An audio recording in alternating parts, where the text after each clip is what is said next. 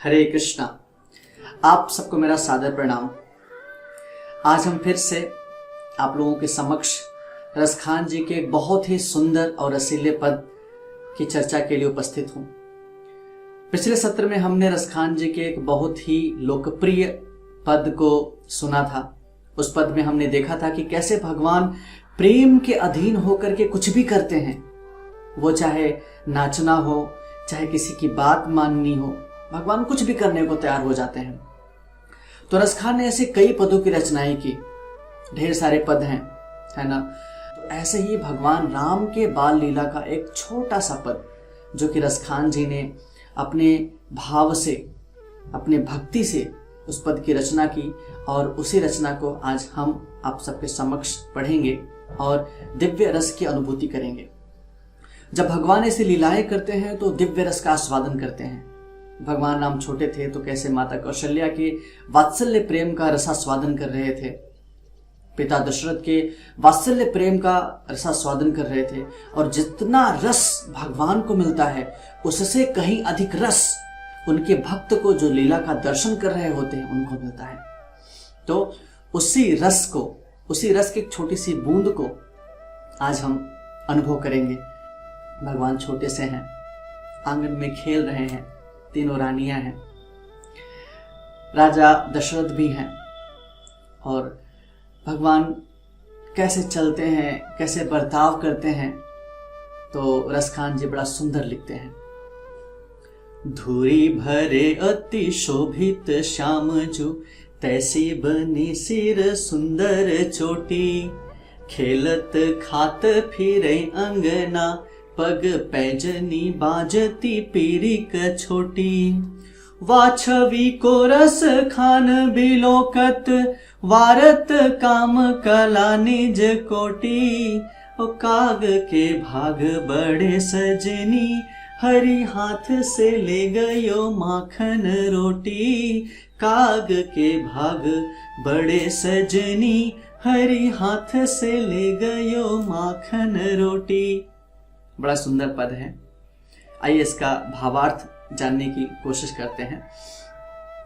धूरी भरे अति शोभित श्याम जू, तैसी बनी सिर सुंदर चोटी। धूरी भरे अति शोभित, भगवान छोटे से हैं, भगवान का पूरा शरीर धूल से सना हुआ है, धूल से भरा हुआ है। धूरी भरे अति शोभित श्याम जू, श्याम वर्ण के हैं।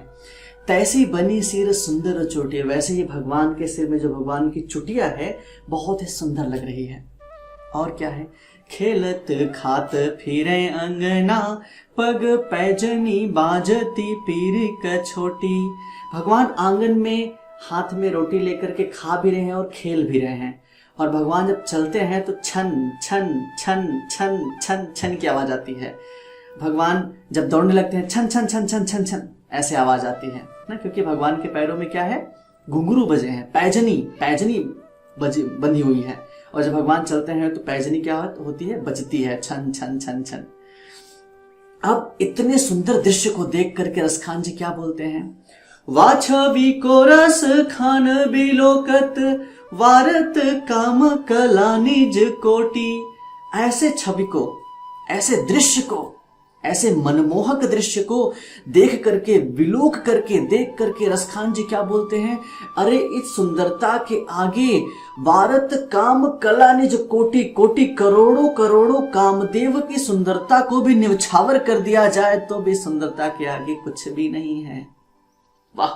भगवान जब चल रहे हैं आंगन में, भगवान का पूरा शरीर धूल से भरा हुआ है। भगवान कुछ कपड़े नहीं पहने हैं, बस छोटा सा वो जो लंगोट टाइप्स होता है पहने हुए हैं। भगवान के पैरों में पैजनी बंधी है, भगवान चल रहे हैं, छन छन छन छन पैजनी बंध रही है, और वो सुंदरता के आगे करोड़ों कामदेव की सुंदरता नगण्य है, तुच्छ है, कुछ भी नहीं है। और ऐसे माहौल में, ऐसे दृश्य में क्या है? ओ काग के भाग बड़े सजनी, हरि हाथ से ले गयो माखन रोटी। एक कौआ, आप लोग शायद जानते होंगे, कागभूषुंडी भगवान के महान भक्त थे कागभूषुंडी जी। जो कि छल में आ गए कि ये भगवान कैसे हो सकता है, छोटा बालक जो हाथ से मक्खन रोटी खा रहा है, ढंग के कपड़े भी नहीं पहना है, पूरा शरीर धूल से भरा हुआ है, ये कैसे भगवान हो सकता है।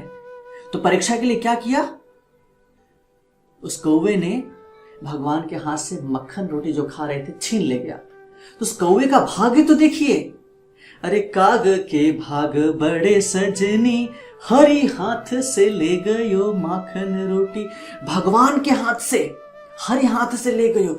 ऐसे कौवे का भाग्य देखिए कि भगवान के हाथ से मक्खन रोटी लेके चला गया। कौन से भगवान, जो भगवान बाल लीला कर रहे हैं, और उन भगवान की उस सुंदरता के आगे करोड़ों कामदेव की सुंदरता को भी न्यौछावर कर दिया जाए, न्यौछावर करने के बाद भी कामदेव की सुंदरता नगण्य है, तुच्छ है, ऐसे भगवान के हाथ से।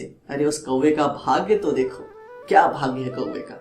उस कौवे का भाग्य तो देखो कि जो भगवान के हाथ से, हरी हाथ से ले गए माखन रोटी लेके चला गया। कितना सुंदर था ना। ऐसे ही आप लोगों के सामने मैं ऐसे महान भक्तों के पद को लाता रहूंगा। वास्तविकता में जब ये पद मैं पढ़ता हूँ तो मुझे बहुत ही आनंद मिलता है, बहुत आनंदित हो जाता हूँ। और मुझे उम्मीद है कि आप लोग भी इस दिव्य आनंद की अनुभूति कर रहे होंगे, क्योंकि ये महान भक्तों ने अपनी अनुभूति लिखी है, क्योंकि पढ़ के नहीं लिखा है, जो लीला का दर्शन किया उसको लिखा हुआ है। तो फिर से मिलेंगे एक नए पद के साथ में, तब तक के लिए हरे कृष्णा।